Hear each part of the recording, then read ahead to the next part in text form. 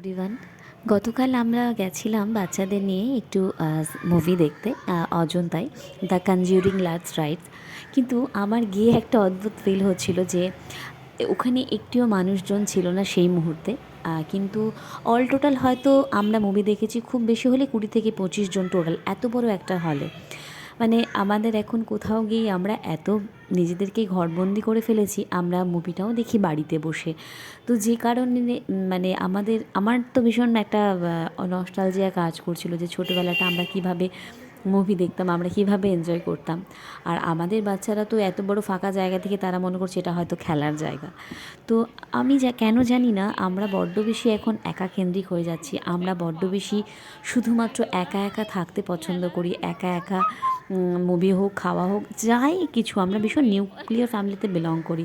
তো এটা আমার কাছে খুব খারাপ লাগা। ভিডিওটা কেমন লাগলো অবশ্যই জানাবেন।